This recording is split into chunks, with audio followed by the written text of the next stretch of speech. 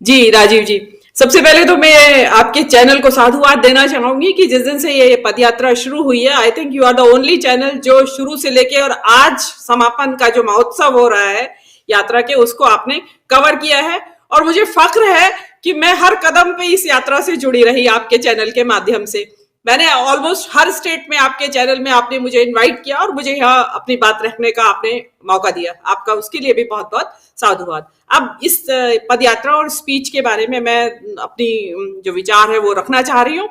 इसमें सबसे पहले तो जो ये स्पीच थी, इसमें जो एक राहुल गांधी सामने आए, एक कंपोज्ड, काम और बहुत बैलेंस्ड एक राहुल गांधी सामने आए और उन्होंने साथ ही साथ फर्म, निडर, पक्के इरादे वाले राहुल गांधी देखने के लिए मिले कि वो राहुल गांधी जिसने न केवल अपनी जो इंद्रियां हैं उनके ऊपर विजय प्राप्त कर ली है, बल्कि देश के जो 3 मौसम है, 3 क्या सारे ही मौसम निकल गए हैं, उन सभी मौसम के ऊपर विजय प्राप्त कर ली है।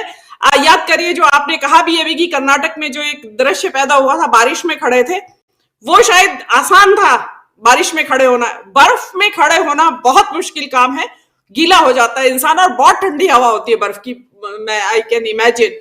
तो उसमें राहुल गांधी ये जो खड़े हैं, ये जी जो मैं पहले बोल चुका हूं, जो साथी बाद में जुड़े हैं उनके लिए, क्योंकि देखिए 2 अक्टूबर को बारिश हो रही थी, तब भी राहुल गांधी बारिश में भीगते हुए भाषण दे रहे थे। आज 30 जनवरी को बर्फबारी हो रही थी और वहां भी वो बर्फ में खड़े होकर के और इस ठंड में और भाषण दे रहे थे। और 2 अक्टूबर और 30 जनवरी दोनों गांधी जी से रिलेटेड दिन हैं। जी, दूसरी बात इसमें एक जो महत्वपूर्ण बात उन्होंने कही है, जो कि बहुत छू लेने वाली बात है, उन्होंने बार बार, वो जम्मू में भी कह रहे थे और जम्मू से उसके बाद प्रेस कॉन्फ्रेंस पे भी, और आज उन्होंने उसको डिटेल में बताया कि जड़ों से, कि मैं अपने जड़ों की तरफ वापस जा रहा हूं। वो बड़ी, क्योंकि उनका हिंदी के ऊपर इतना कमांड नहीं है, तो वो एक असल में तो वही कहना चाह रहे थे कि जब मैं उनका नाती पड़नाती जो भी रिश्ता बनेगा, कि मैं अपने घर वापस आ रहा हूं, तो घर वाले बम थोड़ी फेंकेंगे मेरे ऊपर।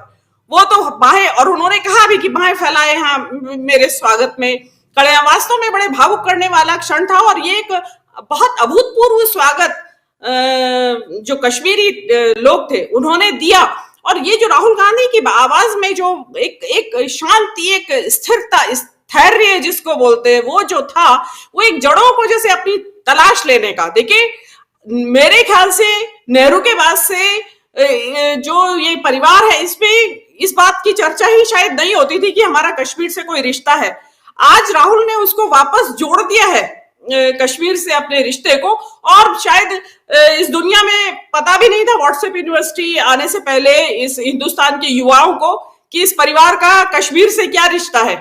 हम जैसे और आप जैसे लोग बताते रहते थे कि ये कश्मीरी ब्राह्मण है, कश्मीरी ब्राह्मण है, लेकिन ऐसा कोई असर उनके ऊपर नहीं करता था। आज राहुल गांधी ने पूरी अपनी लिनिएज, अपनी जो बैक टू बेसिस, अपनी जड़ों को उन्होंने जो बताया है, और जो रूटलेसनेस होती है, ये एक फीलिंग, बड़ी मारक फीलिंग होती है राजीव जी। जब अपनी जड़ों का इंसान को पता चल जाता है, कई लोग अपनी जड़ों की तलाश में जिंदगी गुजार देते हैं, तो वो राहुल गांधी ने आज वहां पहुंच गए हैं। तो वो उन्होंने एक बड़ा शांति, जिसको कहते हैं असीम शांति का उनको अनुभव हो रहा है। दूसरी बात, जो कश्मीरियों का रिएक्शन है, देखिए कश्मीरियों का जो रिएक्शन, जो विजुअल्स मैंने सारे देखे सोशल मीडिया पे, उसमें वो राहुल गांधी के प्रति इतने भावविह्वल क्यों हो रहे हैं? क्योंकि उनकी जो खुशी है राहुल गांधी के प्रति, जो आने के प्रति, आगमन के प्रति, उसके पीछे एक उनकी आंखों में बेबसी और बेचैनी का भाव भी दिखाई देता है, कि जिस बेचैनी और बेबसी में वो 3 साल से जी रहे हैं खासकर, तो उसके लिए उनको एक बड़ी ठंडी हवा का झोंका जैसा महसूस हुआ राहुल गांधी का आना।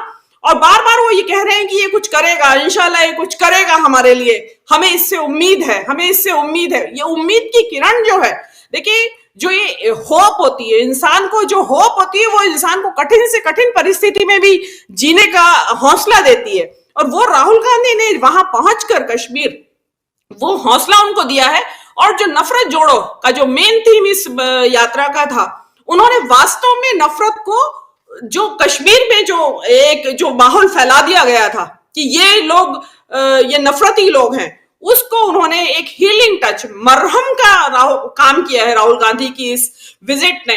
और ये और बाकी तो इसमें बहुत सारी बातें होती रही, मोहब्बत की दुकान की बात हो रही है।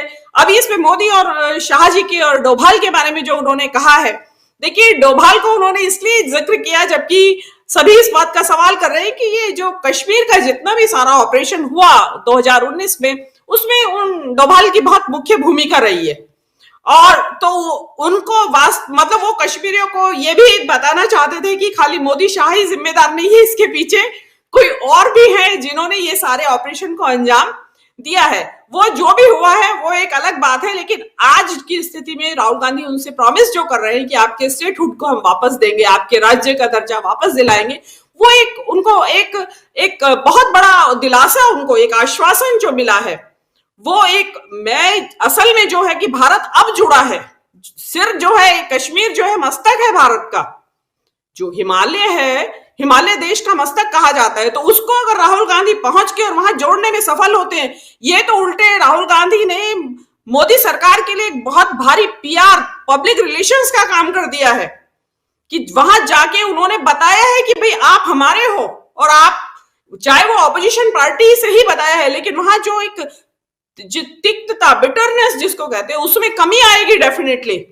और वो जो अगर जितनी बिटरनेस कम होगी उतना ज्यादा जुड़ने में इसको आसानी होगी, और जितना भारत जुड़ेगा उतनी ही इस यात्रा को सफल माना जाएगा। जी, देश का मूड तो बदल ही रहा है। इसका सबसे बड़ा उदाहरण तो पठान फिल्म की सफलता है। जिस पठान फिल्म के रिलीज होने से पहले ही बहिष्कार की बहुत जबरदस्त मुहिम चलाई गई थी, वो फिल्म रिकॉर्ड तोड़ रही है। और ये कहा जा रहा है कि उसमें कई लोग महज इसीलिए उस फिल्म को देखने जा रहे हैं कि हमें ये जो इन्होंने नैरेटिव चला रखा है नफरत का, ये जो एक खास समुदाय से संबंध रखने वाले, मुस्लिम समुदाय से संबंध रखने वाले शाहरुख खान के खिलाफ जो एक इन्होंने एजेंडा चला रखा है, हमें उसको ध्वस्त करना है। तो अगर लोगों के मन में ये भावना का अंकुर फूट चुका है, तो ये डेफिनेटली ये ऐसा नहीं होगा कि ये यहीं खत्म हो जाएगा। अब ये भावना बढ़ेगी, लोग उकता चुके हैं, 8 साल हो गए। मतलब आप कब तक हिंदू मुस्लिम करते रहेंगे? आपकी अर्थव्यवस्था ध्वस्त हो रही है। और अभी आप देख ही रहे हैं कि जो अडानी ग्रुप का जो सामने ये किस्सा आया है, धोखाधड़ी, जालसाजी और धोखेबाजी का, तो वो एक लोगों की आंखें खुल गई हैं कि ये हो क्या रहा है।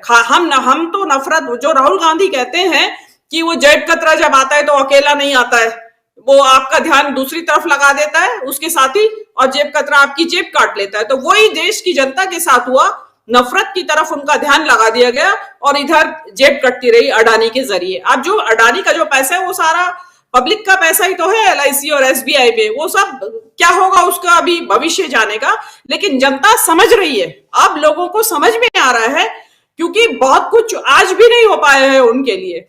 दूसरी बात, राजनीतिक तौर पे मेरा जो मानना है, देखिए आप लोग वहां जमीन पे हो गया है, लेकिन जो मैंने विजुअल्स देखे और उनकी जो आंखों में बेबसी और लाचारी और बेचैनी कश्मीरियों की आंख में, और उसमें वो राहुल में एक उम्मीद की किरण देख रहे हैं, तो मुझे तो ऐसा लग रहा है कि अगर आज की तारीख में इलेक्शन हो, आज मतदान हो, तो वहां कांग्रेस की सरकार जरूर बन जाएगी कश्मीर के अंदर।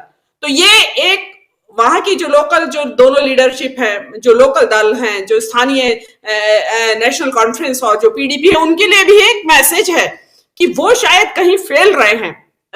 अपने क्षेत्रीय दल होने के बावजूद भी वो जनता की भावनाओं को समझने में वो फेल रहे हैं, या वो कुछ कर नहीं पाए। तो उनको एक नेशनल लीडर में एक अपनी भविष्य की एक वो दिखाई दे रही है उम्मीद कि ये आदमी हमारे लिए कुछ, बार बार कह रहे हैं वो, ये तो आपने भी नोट किया होगा, वो बार बार हर शब्द खत्म करते ही पहले ये कुछ करेगा हमारे लिए, ये कुछ करेगा। तो ये, और मैं चाहती हूं कि उनकी उम्मीद पे ही पानी नहीं फिरना चाहिए, कुछ जरूर इस यात्रा के फलस्वरूप मोदी सरकार को सुधारना चाहिए, उनके रवैये में कुछ तब्दीली जरूर आनी चाहिए कि कश्मीरियों को, जो राहुल गांधी ने कहा कि कश्मीरियत से और इंसानियत से उनका दिल जीता जा सकता है। और वास्तव में जो कौमें, जो कारण कुछ भी रहे हो, देखिए ऐतिहासिक कारण है, राजनीतिक कारण है, कारण कुछ भी रहे हो, उसकी वजह से सहा तो कश्मीरी ने है, एक आम कश्मीरी ने वहां पे सहा है, तो उनको किस बात की सजा? तो उनको ये लगता है कि अब ये व्यक्ति जो आज तक हमारा जो सिलेक्शन रहा वो तो एक सही नहीं उतरा हमारी उम्मीदों पे, ये आदमी हमारी उम्मीदों पे सही उतरेगा। इसमें एक तीसरी बात और मैं कहना चाहती हूँ, देखिए ये यात्रा जो है सामाजिक और आर्थिक उद्देश्य तो लेके चल ही रही थी कि इसका तीसरा उद्देश्य भी था राजनीतिक उद्देश्य, जिसके बारे में बहुत कम बात हुई। उसका मतलब ही यही था कि जो दरक रहा है इस देश का संघवाद, मोदी ने जिस टकराववादी जो संघवाद जो टकराव राज्यों के साथ एक राजनीति को जो इंट्रोड्यूस किया है इस देश में, सब राज्यों के साथ मोदी का टकराव है। गैर भाजपा शासित जितने भी राज्य हैं उसमें या तो वो खुद टकराव में है या फिर अपने राज्यपालों के जरिए वो टकराव में है। ये कश्मीर की राजनीति, कश्मीर में जो हो रहा है ये भी राज्यों के साथ टकराव का एक दूसरा एक पहलू है। इसमें आप देखेंगे कि लद्दाख में एक 6 शेड्यूल को लेके अनशन कर रहे हैं सोनम वांगचुक। आपने वहां सुना भी होगा कि लद्दाख की डेलीगेशन आया था, वो इसी चक्कर में आया है। वहां पे डिस्ट्रिक्ट काउंसिल की, ऑटोनॉमस काउंसिल की बात हो रही है। वो जो आंदोलन चल रहा है लद्दाख में, अभी वो शुरुआत हुई है, 5 दिन से वो फास्ट पे बैठे थे, खुली बर्फ में बैठे हैं सोनम वांगचुक उस मांग को लेकर अपनी। तो वो भी एक मोमेंटम पकड़ेगा, एक नई समस्या और खड़ी होने वाली है वहां पे अभी कश्मीर में। तो जो हैंडलिंग रही है, जो देखिए ये देश अगेन फिर वही वाली बात आ जाती है कि this is a union of states, एक बहुत सारे राज्यों का समूह है ये राज्य देश, ये हमारे कॉन्स्टिट्यूशन में लिखा हुआ है। लेकिन जो मोदी सरकार की जो परिभाषा है वो अलग है, वो खुद स्टेट, वो संघ नहीं मानते हैं इसको। हमारे यहाँ ये नहीं कहा गया है कि ये केंद्र है, सेंटर वर्ड का इस्तेमाल संविधान में कहीं पे भी नहीं हुआ है, संघ का इस्तेमाल हुआ है हर जगह पे संविधान के अंदर। तो उस चीज को रीस्टैब्लिश किया है राहुल गांधी ने, कन्याकुमारी से लेके यहां तक चले हैं। और आपने देखा होगा कि हर राज्य में जहां भी गए वहां पे प्रेस को वहीं की लोकल लैंग्वेज के जो पत्रकार थे उनको प्राथमिकता दी गई। राहुल गांधी ने वहां इंग्लिश में बोला, हर राज्य में ट्रांसलेशन किया गया उनका। तो हर एक राज्य की संस्कृति, भाषा और उसका सम्मान किया गया। और यही संघवाद है, इस देश की खूबसूरती यही है, जिसको कि नष्ट करने की कोशिश की जा रही है। तो इस यात्रा ने उसको भी रेस्टोर किया है, हर एक राज्य के अंदर अपने एक सम्मान की भावना को पैदा किया है। और दूसरी बात यह है कि इस देश की जनता एक नेता से एक अपने सौम्य मृदु भाषण की उम्मीद कर रही थी। अब ये जो अब वर्तमान समय में जो नेता हैं देश के, उनकी भाषा बहुत एग्रेसिव है, उनकी बॉडी लैंग्वेज बहुत आक्रामक है, भाषा भी बहुत आक्रामक है। तो जनता को डराने वाली भाषा है और खौफ है। देखिए किस चीज से, कभी बुलडोजर से डराते हैं, कभी पेगासस से डराते हैं, कभी सीबीआई से डराते हैं, आईटी, ईडी। और फेसबुक, ट्विटर पे आप लिख नहीं सकते, उसके बदले में आपको पुलिस पकड़ के ले जाती है। तो उससे डरी हुई, उसको डराने वाला एक नेता नहीं चाहिए। उनको नेता वो चाहिए जो उनके साथ मोहब्बत की भाषा करे। वो नेता कह रहा है मैं मोहब्बत की दुकान खोले बैठा हूं, तो जो नेता मोहब्बत की दुकान खोले बैठा है तो डेफिनेटली नफरत के ऊपर मोहब्बत तो जीतेगी। पब्लिक चाहेगी कि जो नेता मोहब्बत की बात करता है उसको डेफिनेटली सुनेगी और सराहेगी और उससे प्यार